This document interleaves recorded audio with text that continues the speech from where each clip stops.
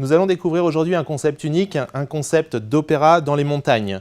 Parrainé par le célèbre maestro Richard Bonynge, nous allons discuter avec Robert Heath d'un programme unique d'opéra dans les montagnes de la chaîne des Alpes suisses.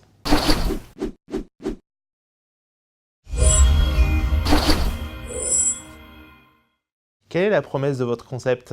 Évasion, émotion, lâcher prise. Et le concept qui permet de faire une telle promesse enthousiasmante, c'est de conjuguer la magie de l'opéra à la majesté de la nature alpine. Et où pensez-vous que cet opéra pourra se dérouler? Pendant tout 2014, nous avons expertisé des sites allant de Genève jusqu'à Crans-Montana pour enfin découvrir les Pléiades derrière Vevey-Montreux. C'est un site qui colle vraiment au concept d'une accessibilité extraordinaire dans une région touristique qui accueille des visiteurs du monde entier. C'est stratégiquement placé à côté de la Suisse alémanique, et ceci est important puisque nous visons le public alémanique dès la première année. Il y a un écosystème qui est investi d'une manière sérieuse puisque, si je ne me trompe pas, ils ont investi 48 millions dans 8 nouveaux trains RAM, et ces nouveaux trains nous permettront d'acheminer notre public depuis la gare de Vevey directement au théâtre sur le sommet sans la nécessité de changer de train à Blonay pour prendre la crémaillère.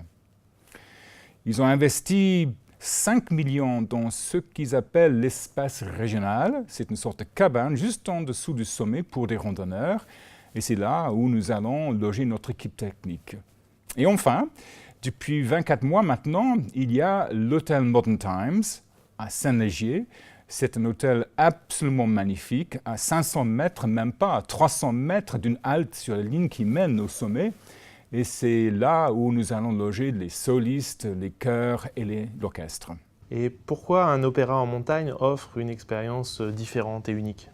La nature, et tout spécialement la nature alpine, a été une source d'inspiration puissante pour des peintres, des poètes et des compositeurs.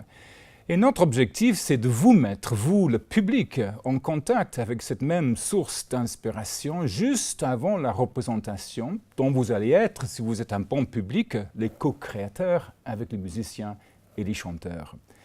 L'expérience repose sur un fil conducteur, le voyage.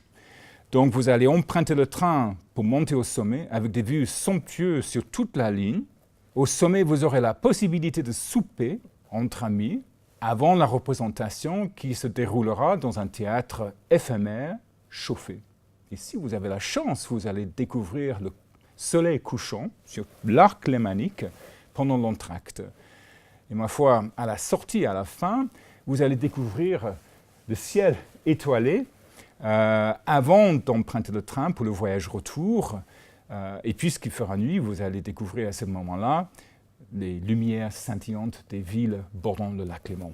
Et combien coûte un programme de cette ampleur, avec une telle programmation? Dans un site pareil, dans un cadre pareil, je voudrais qu'on soit en mesure, au bout de 10 ans, d'avoir un focus, à l'exclusion du reste, sur deux types d'opéras, d'une part des opéras véristes et d'autre part des opéras de Wagner.